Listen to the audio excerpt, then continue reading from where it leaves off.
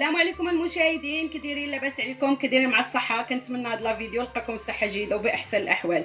اليوم جيت نشارك معكم هاد الكيكه اللي كتجي رائعه في المذاق ورقيه في الشكل وكتجي غزاله بواحد الصوص خطيره. وكيف ما كتشوفوا هذا هو الشكل ديال الكيكه ديالنا، راها كتجي غزاله وكتجي غارقه الصوص وكتجي رطبه وزوينه. واللي ضاق عندكم غيطلب لكم المقادير. ها انتم كيف كتشوفوا راها كتجي روعه. ونخليكم مع المقادير وطريقه التحضير.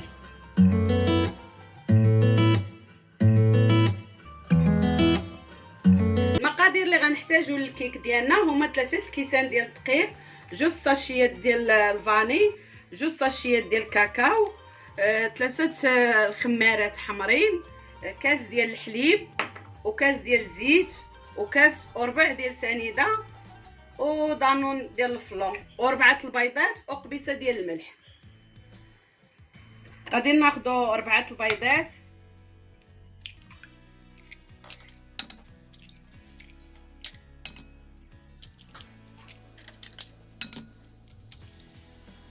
كاس وربع ديال سنيده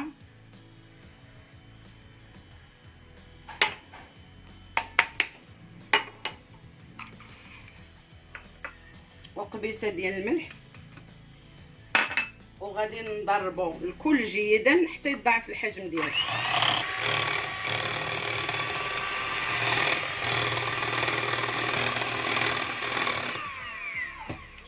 وغادي نضيفوا 2 ساشيات ديال الفاني وغادي نبقاو نضربوا بسرعه مرتفعه حتى يطلع لنا البيض ديالنا ويولي اللون ديالو ابيض. دابا بعد ما طلعت البيض ديالي غادي نبدا نضيف الزيت تدريجيا وانا كنضرب هذا.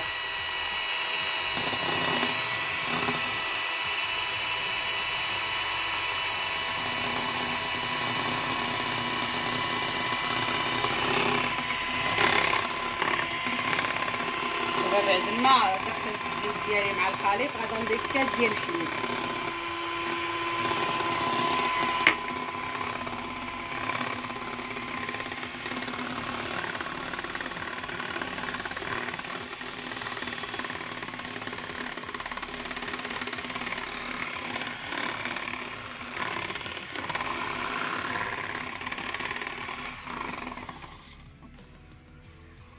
ودابا غادي نضيفوا الفلون ديالنا، فلون كراميل، مع غادي نضيفوا ليها الكاكاو ديال الشوكولا، يعني الفلو كيتواتى معاه.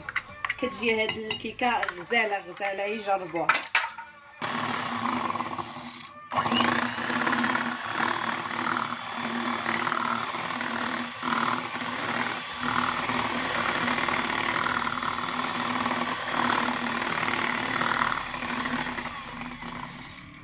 دابا بعد ما ضربنا الفلو دانون الفلو ديالنا نبداو نضيفو في الدقيق وحنا كنخلطو. والدقيق بطبيعه الحال تكونوا ديجا مغربلينو وتبداو تضيفوا فيه تدريجيا.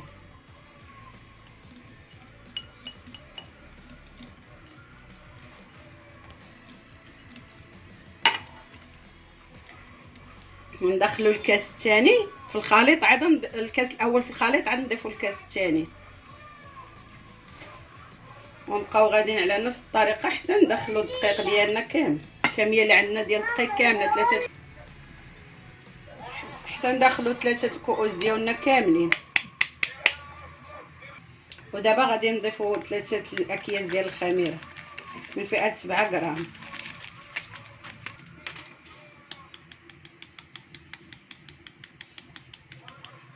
نغربلوا الخميره ديالنا باش ما يبقاش هاد الكويرات اللي كتكون فيها، وندخلوها للخليط ديالنا.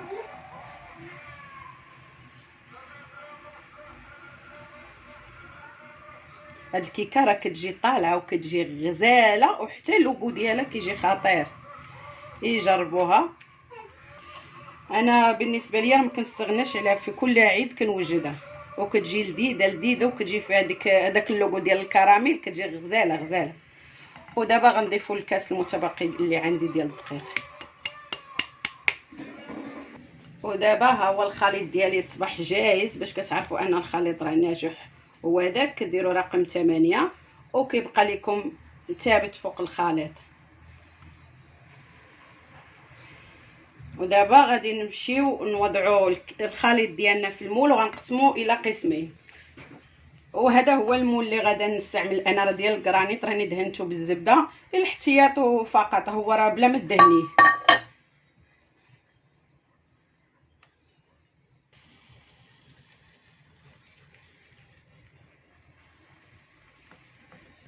ودابا بعد ما خويت الثلث ديالو غادا نحطو على جانبا. وهذا الخليط اللي باقي عندي هو اللي غنضيف ليه 2 ساشيات ديال الكاكاو.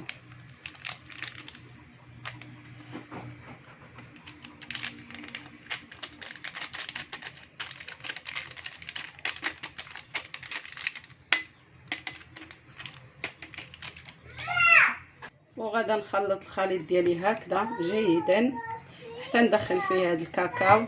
دابا هاني خلطت الخليط ديالي، دخلت فيه الكاكاو مزيان مزيان، وغادي ندوز باش نضيفو الخليط. وهذا الخليط ديالي اللي انا خلطته غادا نضيفو للخليط الاول هكذا من الفوق.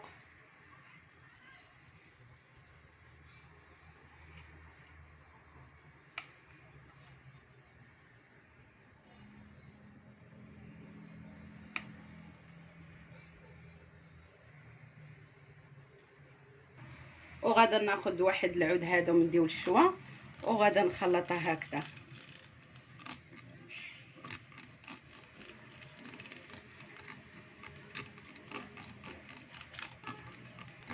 نخلطها هكذا جيدا حتى يتخلطوا لينا هكذا مع بعضياتهم. وغادي نمشيو ندخلوه للفران اللي ديجا غادي يكون بارد وعلى درجه الحراره 180 ومن 20 حتى 25 دقيقه. دابا هاني خرجت الكيك ديالي من الفران، هانتوما كيف كتشوفوا راه جات طالعه وغزاله وطيبه مزيان وفيها واحد الريحه ما نعاودش لكم. دابا غادي ندوز نقلبها فوق من الشبكه ديالي ونخليها تبرد.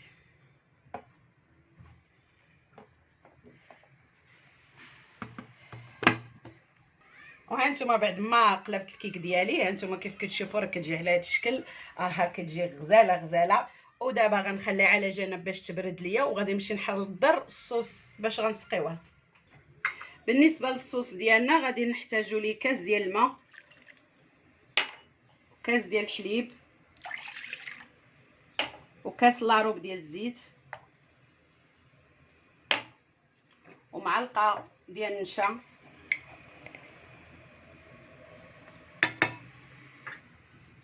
وغادي نحركو واحد شويه باش ما تكورش لينا النشا. ونضيفو 2 ساشيات ديال الكاكاو. من الاحسن يكون هذا الكاكاو، ما ديروش كاكاو المر.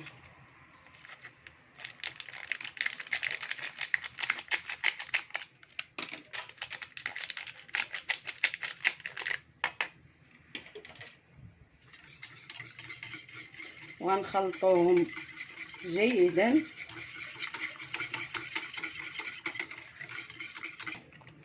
وغنضيفو واحد المعلقه ديال الشوكولات تكون مملوءه جيدا بحال هكذا.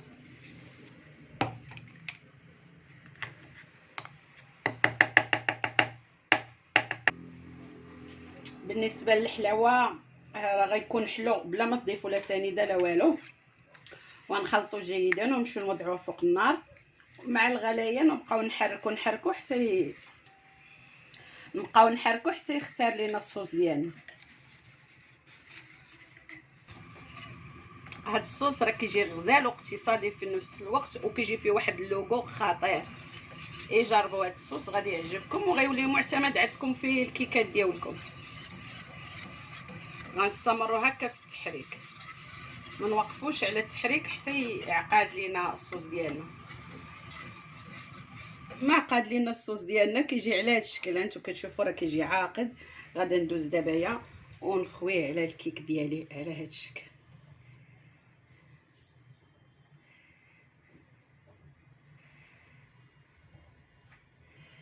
والكيكه نخليوها حتى تبرد، هي ما تبردش بزاف واخا تكون هي دافيه، بعدا عاد نضيفوا لها الصوص.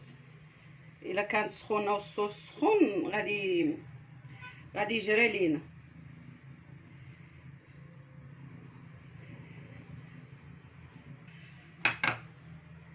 وكيف ما كتشوفوا ها هي الكيكه ديالي سقيتها بالصوص، وغادي ندوز نزينها باللوز فيلي. ولا بغيتو تخليوها حتى بحال هكا راها كتجي زوينه، كتجي غزاله غزاله.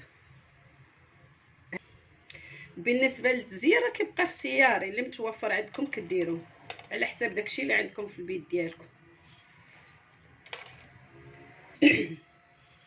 وحنا بالنسبه لهاد الغلاء اللي حنا فيه دابا، اللي كاين في الدار متوفر هو اللي كنخدموا به. وصافي هاني دابا الكيك ديالي ها هي واجده، غنخليها على جنب حتى تبرد ليا واحد شويه، بعد ندوز نقطعها معكم. وهذا هو الشكل النهائي ديال الكيكه ديالنا. ها هي كتجي غزاله وراقيه في الشكل ولذيذه لذيذه لذيذه. واللي ضاقه من عندكم غايقول لكم ضروري عطيني المقادير. انا قطع واحد طريف معكم حتى تشوفوها كيفاش جات.